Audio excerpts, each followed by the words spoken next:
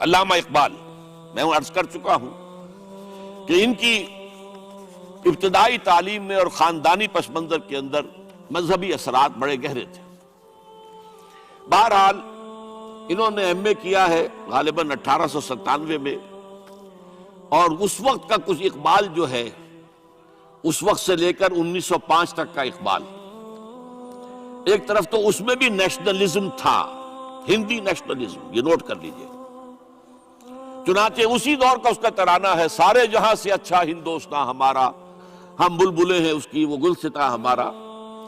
بلکہ اس زمانے میں ایک ایسا شعر بھی انہوں نے کہا ہے جس کی کہ پھر شدید ترین نفی بعد میں ان کے اشعار سے ہوئی ہے۔ انہوں نے ایک نیا شوالہ کے نام سے جو نظم لکھی کہ سچ کہہ دوں اے برہمن گر تو برا نہ مانے، تیرے صنم قدوں کے بت ہو گئے پرانے۔ اسی میں ایک شعر ہے کہ پتھر کی مورتوں میں سمجھا ہے تو خدا ہے، خاک وطن کا مجھ کو ہر ذرہ دیوتا ہے، خاک وطن کا مجھ کو ہر ذرہ دیوتا ہے۔ اس درجے گہرا انڈین نیشنلزم اقبال کے اندر بھی موجود تھا۔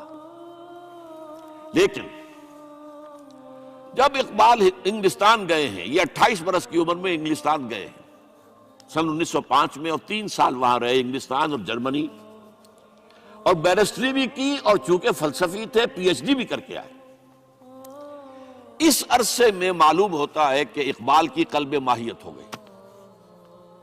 یہ میرا ایک تجربہ ہے، بڑا پرانا ہے، میرا مشاہدہ تھا۔ 1970 میں پہلی مرتبہ میں انگلستان گیا تھا، میرے چھوٹے بھائی وہاں زیر تعلیم تھے، کہ جن لوگوں کی بنیادی تربیت میں اور خاندانی اثرات میں مذہب کا ایلیمنٹ موجود ہوتا ہے، چاہے وہ ہندوستان میں رہتے ہوئے وہ زیادہ ظاہر نہ ہو، نمایاں نہ ہو، اس کے آثار سامنے نہ آئے، لیکن جب وہ ایک مخالف ماحول میں پہنچتے ہیں، اس مخالف ماحول میں ان کے اندر کا وہ چنگاری ان کی جو ہے وہ شعلہ بن کر بھڑکتی ہے۔ چنانچہ یہ معاملہ میں نے پھر بعد میں امریکہ میں بھی دیکھا، ہر جگہ دیکھا ہے کہ وہاں 2 نتیجے ہوتے ہیں، یا تو یہ کہ ایک آدمی ڈاؤن دی ڈرین گیا تو وہاں کی تہذیب میں رگا گیا شراب اور یہ اور وہ اور رقص اور سب یہ ساری چیزیں آ گئی، اور یا پھر جو بچ گیا جس کے اندر دین کا کوئی حمیت کا شائبہ تھا، وہ پھر بھڑکتا ہے، پھر وہ ایکٹیوسٹ ہوتے ہیں، وہ کام کرتے ہیں۔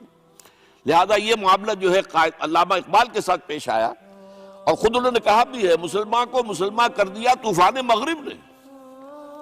وہاں سے جب یہ واپس آئے ہیں تو اب نوٹ کیجئے 1908 سے 1930 تک یہ جو 22 برس ہیں، علامہ اقبال نے کیا کیا نوٹ کیجئے، وہ آپ جانتے بھی ہیں، میں صرف گنوا رہا ہوں۔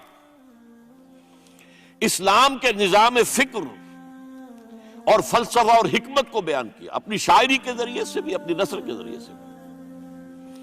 قرآن کی ایک نہایت جدید اور بہت عمدہ تفسیر، اگرچہ تفسیر کے نام سے آپ کو کہیں تفسیر اقبال نہیں ملے گی، لیکن کلام اقبال خود تفسیر ہے۔ وہ دعویٰ کرتا ہے کہ میرے پیغام میں سوائے قرآن کے اور کچھ نہیں ہے۔ گر دلم آئی نئے بے جوہر است، ورب حرفم غیر قرآن مزمرست، پردہ ناموس فکرم چاک کن، ای خیابہ راز خارم پاک کن۔ یہ مناجات بحضور سرور کائنات صلی اللہ علیہ وسلم، وہ کہتے ہیں کہ اے اللہ کے نبی، اللہ کے رسول، اگر میرے پیغام میں کہیں قرآن کے سوا کوئی شے شامل ہو گئی ہے میری شاعری میں، تو آپ میرے فکر کا پردہ چاک کر دیجیے۔ روز محشر خار و رسوا کن مرا، اور قیامت کے دن مجھے ذلیل اور خوار کیجیے گا۔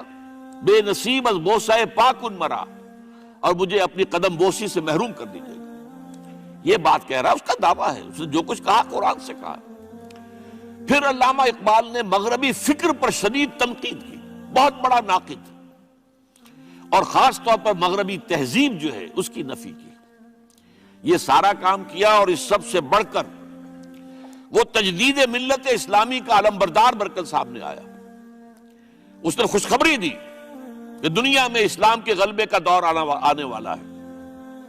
ملت اسلامیہ جو اس وقت دبی ہوئی ہے، پسی ہوئی ہے، اگرچہ یہ دبے ہوئے ہیں، پسے ہوئے ہیں، گرے ہوئے، لیکن ان کا دوبارہ غلبہ ہوگا، یہ ابھریں گے، ملت اسلامیہ کی تجدید ہوگی، اسلام کی نشأت ثانیہ ہوگی۔ اسلام کے روشن مستقبل کے مبشر بن کر علامہ اقبال سامنے آئے. اور ایک اور جو بہت بڑا کام کیا وہ وہی وطنی قومیت کی شدید نفی، بلکہ شدید کا لفظ بھی کافی نہیں ہے، شدید ترین نفی کی ہے. اس لیے کہ اس وقت وطنی قومیت جو ہے اس وقت مسلمانوں کو اپنے اندر انگلف کرنے کے لیے پوری قوت کے ساتھ زور لگا رہی ہے. اب اس اعتبار سے ذرا نوٹ کیجئے، علامہ اقبال نے جو نفی پھر وطنیت کی ہے، اس دور میں میں اور ہے، جام اور ہے، جم اور، ساقی نے بنا کی روش لطف و ستم اور، تہذیب کے آزر نے ترشوائے صنم اور، مسلم نے بھی تعمیر کیا اپنا حرم اور، ان تازہ خداؤں میں بڑا سب سے وطن ہے، جو پیرہن اس کا ہے وہ مذہب کا کفن. یہ بت کہ تراشیدہ تہذیب نبی ہے، غارت گرے کاشانہ دین نبوی ہے، بازو تیرا توحید کی قوت سے قوی ہے، اسلام تیرا دیس ہے تو مصطفی ہے، نہ زارہ دیری نہ زمانے کو دکھا دے، اے مصطفی خاک میں اس بت کو ملا. اس سے بھی زیادہ مجھے ملا ہے ایک ان کے تختہ جو ہے، منزل راہ رواں دور بھی دشوار بھی ہے، کوئی اس قافلے میں قافلہ سالار بھی ہے، بڑھ کے خیبر سے ہے یہ مارکہ دین و وطن. خیبر غزوہ خیبر سے کہیں بڑھ کر یہ دین و وطن کا مارکہ، کہ ہمارے نزدیک ہماری قومیت کی بنیاد ہمارا دین. آج دنیا یہ کہتی ہے کہ قومیت کی بنیاد وطن ہے، یہ جو مارکہ دین و وطن ہے، بڑھ کے خیبر سے ہے یہ مارکہ دین و وطن. اس زمانے میں کوئی حیدر کرار بھی ہے. تو واقعہ یہ ہے کہ علامہ اقبال نے اس سلسلے میں وہ رول بھی پلے کیا کہ جو حضرت مجدد الفسانی رحمت اللہ علیہ نے دین اکبری کا قلع قبا کرنے میں ادا کیا تھا. اب آئیے 1930 کا ماہ دسمبر، محمد علی جناح ہندوستان کی سیاست سے مایوس ہو کر ملک چھوڑ کر انگلستان میں جا کر آباد ہو چکے.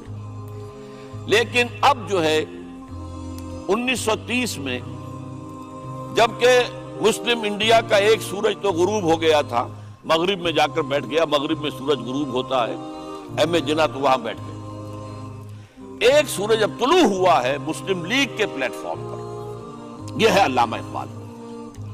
1930 کا جو ان کا خطبہ ہے الہ آباد کا وہ بہت اہم ہے. ایک تو یہ کہ انہوں نے اپنی شاعری کے ذریعے سے وطنیت کی جو نفی کی تھی اور مسلم قومیت کا جو اس بات کیا تھا، اسے ایک فلسفیانہ انداز میں سوشیولوجی عمرانیات کے مسلمہ اصولوں کی روشنی میں جس طریقے سے مدلل بیان کیا ہے، اس اعتبار سے وہ ایک بہت قیمتی دستاویز ہے. لیکن اس کے ساتھ ہی انہوں نے ایک تجویز پیش کی، اور یوں بھی کہیے کہ ایک پیشن گوئی کی. وہ پیشن گوئی یہ تھی کہ ہندوستان کے شمال مغرب میں ایک مسلمان ریاست قائم ہوگی، اور پھر یہ بھی کہا میں مطالبہ کرتا ہوں کہ وہ قائم ہو. البتہ اس میں بعض لوگ جو ہیں اس پر یہ تنقید کرتے ہیں کہ علامہ اقبال نے تو یہ کہا تھا I would like to see the Punjab, the Northwest Frontier Province, Sindh and Balochistan amalgamated into a single state. Self-government within the British Empire or without the British Empire. The formation of a consolidated Northwest Indian Muslim state appears to me to be the final destiny of the Muslims, at least of Northwest India. اس پہ اعتراض یہ کیا جاتا ہے کہ علامہ اقبال نے تو ہندوستان کے اندر برطانیہ کے حکومت کے اندر کے لیے تجویز دی تھی، لیکن یہ بات غلط ہے. اصل میں نوٹ یہ کیجئے کہ 1930 تک تو اس کا کوئی امکان ہی نظر نہیں آتا تھا کہ انگریز ہندوستان چھوڑ کے چلا جائے گا. تو اس وقت کے لیے ان کی تجویز یہ تھی کہ ہندوستان میں ایک صوبہ بنا دیا جائے، یہ آج کا پاکستان، یا یوں سمجھیے کہ جو کچھ عرصے پہلے 1 یونٹ بنا تھا. برٹش انڈیا میں بھی یہ 1 یونٹ کی حیثیت سے ایک سٹیٹ بن جائے، تاکہ اس علاقے میں مسلمانوں کے اندر جو کچھ قومیتی کچھ تھوڑا تھوڑا فرق ہے، کلچر کا فرق ہے، کچھ ان طرح کی چیزیں، زبانوں کا فرق ہے، تو یہ جو ہے مل جل کر ان کے اندر ایک قوم کا تصور جو ہے باقاعدہ پیدا ہو جائے. اسی لیے وہ کہتے ہیں I demand the formation of a consolidated Muslim state in the best interest of India and Islam. اب اس میں وہ بات یہ کہتے ہیں کہ for Islam it will be an opportunity to rid itself of the stamp that Arabian imperialism was forced to give it, to mobilize its laws, its education, its culture, and to bring them into closer contact with its own original spirit and with the spirit of the modern time. وہ کہتے ہیں کہ اگر ایسا ہو گیا، ایک تو یہ کہ ڈیسٹنی ہے، ہوگا رہے گا، شمال مغربی ہند کے اندر ایک مسلمان ریاست قائم ہو کر رہے گی. اب یہ پروفیسی بھی تھی، پیشن گوئی، اور یہ بھی کہ میں مطالبہ کرتا ہوں، ایک تجویز بھی تھی. لیکن اس کا جو اصل عنصر ہے، جو میرے نزدیک جو انقلابی حصہ ہے، جہاں تک ہندوستان کی جو تقسیم کا معاملہ ہے، یہ اور بھی بہت سے لوگوں کی طرف سے یہ باتیں آتی رہی تھی، لیکن جس انداز میں، جس پلیٹ فارم پر آل انڈیا مسلم لیگ کا جو اینول سیشن ہے اور اس میں صدر کی حیثیت سے خطبہ دے رہا ایک شخص، تو یہ حیثیت جو ہے یہ بہت نمایاں، اور اس میں جس انداز میں بات کہی گئی ہے اس میں جو ایک پازیٹیو عنصر ہے. اگر ایسا ہو گیا، ایک نارتھ ویسٹ آف انڈیا میں مسلمان ریاست قائم ہو گئی، تو ہمیں ایک موقع مل جائے گا کہ عرب امپیریلزم، اب نوٹ کیجئے، عرب امپیریلزم سے مراد کیا ہے؟ عربوں کا دور ملوکیت. اس سے پہلا کیا تھا؟ خلافت راشدہ، اصل اسلام. دور بنو امیہ تو اصل اسلام نہیں تھا، حکومتی سطح پر تو بالکل اسلام نہیں تھا. تو یہ جو امپریشن ہے، جو کہ اس دور ملوک کی عرب امپیریلزم کا لفظ استعمال کیا ہے، اسلام کے چہرے پر جو بدنما داغ اور دھبے آ گئے ہیں، انہیں ہٹا کر وہ جو اس کی اوریجنل پیورٹی ہے، اور ظاہر بات ہے کہ دور ملوکیت سے پہلے خلافت راشدہ، تو گویا کہ اس میں اگرچہ نام خلافت راشدہ کا نہیں لیا گیا ہے، لیکن یہ ہے کہ بات مراد وہی ہے. لیکن اور اس میں بھی جو بڑی حکیمانہ بات ہے کہ ہم اس کو bring them into closer contact with its old original spirit، جو اصل اسلام کی اصل روح ہے، and with the spirit of the modern times، اس زمانے کے جو تقاضے ہیں ان کے مطابق اجتہاد کے دروازے کو کھول کر، اور ہم ایک ایسا نظام جو ہے وہ یہاں پر قائم کریں. یہ ہے وہ چیز کہ جس نے تحریک مسلم لیگ کے اندر ایک مثبت جذبہ، یہ نوٹ کر لیجئے میرے الفاظ، 1906 سے لے کر 1930 تک تحریک مسلم لیگ صرف ایک منفی موٹیو پر چل رہی تھی.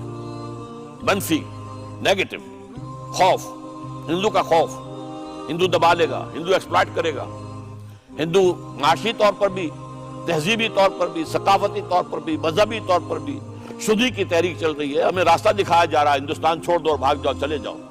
یہ سارا خوف کا عنصر تھا، اور اس میں تحفظات تلاش کرنے، کوئی ایسی یقین دہانیاں کہ وہ مسلمانوں کے حالات بہتر ہو جائیں، اس کے علاوہ کوئی اور موٹیو نہیں تھا. یہ منفی موٹیو تھا، اور اس کی وجہ ساتھ ہی یہ ہے کہ مسلم لیگ اس وقت تک کوئی عوامی جماعت تھی ہی نہیں، بلکہ کچھ خواص، جو اونچے لوگ، نوابوں اور نوابزادوں اور ان ایسے لوگوں کی جو ہے یہ ایک جماعت تھی.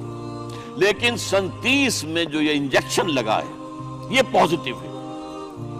اگلی بات، اس کے بعد یہی انجیکشن علامہ اقبال نے لندن میں مسٹر محمد علی جناح کے ذہن و فکر میں لگایا ہے. اس کا واقعہ کیا ہے؟ 3 گول میز کانفرنسیں ہوئی تھی، پہلی اور دوسری میں محمد علی جناح بھی شریک تھے، تیسری 1932 میں ہوئی، اب وہ شریک نہیں ہوئے، اس لیے کہ وہ سیاست چھوڑ چکے تھے. وہ تو سیاست کو خیر بات کہہ کر اب پریکٹس کر رہے تھے. لیکن علامہ اقبال اس میں گئے تھے، وہاں موقع ملا، قریبی ملاقاتیں ہوئیں، گفتگویں ہوئیں، اور ان ملاقاتوں کے نتیجے میں یہی انجیکشن علامہ اقبال نے محمد علی جناح کے ذہن اور فکر کے اندر لگایا ہے کہ بات کرو اسلام کے احیاء کی، وہ چیز کہ جو مسلمانوں کے جذبات کے اندر گرمی پیدا کرے، حرارت پیدا کرے. اس حوالے سے یہ جو انجیکشن لگایا گیا ہے، اسی سے پھر یہ کہ ان کے مزاج کے اندر ایک تبدیلی آئی. کچھ اور لوگوں نے بھی انہیں کہا ہوا تھا، لیکن یہ کہ خاص طور پر یہ بات اقبال کی تھی، جس کی اپنی ایک حیثیت تھی. بہرحال میرے اس تجزیے کے روح سے نظریہ پاکستان اسلام اور اسلام کا احیاء خلافت راشدہ کے مفہوم میں، اور اس کا خالق اقبال ہے، اس میں کوئی شک نہیں. قائد اعظم تک بھی یہ بات پہنچانے والا اقبال ہے، اور پھر اسی پر قائد اعظم نے عمل کیا ہے، تو اس چیز کو بہت سے لوگ جو ہیں آسانی کے ساتھ تسلیم نہیں کریں گے، لیکن میں یہ چاہتا ہوں کہ خود قائد اعظم نے علامہ اقبال کے بارے میں جو کچھ کہا ہے اس کی دو کوٹیشنز آپ کے سامنے رکھ دوں۔ کلکتہ 21 اپریل 1938 کو علامہ اقبال کا انتقال ہوا۔ اس وقت کلکتہ میں ایک بہت بڑا جلسہ ہو رہا تھا فلسطین کے مسئلے پر غور کرنے کے لیے، قائد اعظم اس کے چیف مقرر تھے۔ اب یہ خبر پڑھیے، اے mammoth public meeting of the Muslims of Calcutta was held on the football ground on 21st April to consider the Palestine problem. But it was converted into a condolence meeting to mourn the death of Allama Iqbal. Mr. Ahmed Jinnah said that the sorrowful news of the death of Dr. Sir Muhammad Iqbal had plunged the world of Islam in gloom and mourning. Sir Muhammad Iqbal was undoubtedly one of the greatest poets, philosophers, and seers of humanity of all times. Note kijiye. One of the greatest poets, philosophers, and seers. He took a prominent part in the politics of country and in the intellectual and cultural reconstruction of the Islamic world. His contribution to the literature and thought of the world will live forever. اب آخری جملہ سنیے غور سے. To me, he was a personal friend, number 1, philosopher, number 2, and guide, number 3, and as such the main source of my inspiration and spiritual support. کوئی شک اس کے بعد رہ جاتا؟ دوسرا میں اور دے رہا ہوں، یہ سن 40 میں اقبال ڈے منایا گیا تھا۔ اب اس میں کیا کہتے ہیں Quaid Azam, If I live to see the ideal of a Muslim state being achieved in India, and I were then offered to make a choice between the works of Iqbal and the rulership of the Muslim state, I would prefer the former. اگر ہم کامیاب ہو جاتے ہیں کہ اسلامی ریاست قائم کرنے میں، مسلمان ریاست قائم کرنے میں، اور اس کے بعد میرے سامنے چوائس رکھا جاتا ہے کہ یا تو علامہ اقبال کا کلام لے لو اور یا حکومت کے سربراہ بن جاؤ، تو میں علامہ اقبال کے کلام کو ترجیح دوں گا۔ اور سنیے، Continuing, Mr. Jinnah said that in April 1936, he thought of transforming the Muslim League, which was then only an academic institution, into a parliament of the Muslims of India. From that time to the end of his life, he continued, Iqbal stood like a rock by him. Iqbal, Mr. Jinnah said, was not only a great poet who had permanent place in the history of the world's best literature. He was a dynamic personality who during his lifetime made the greatest contribution towards rousing and developing of Muslim national consciousness. اب اس کے بعد جو ہے نظریہ پاکستان کیا تھا اور اس کا خالق کون تھا، اس کو اچھی طرح سمجھ لیجئے۔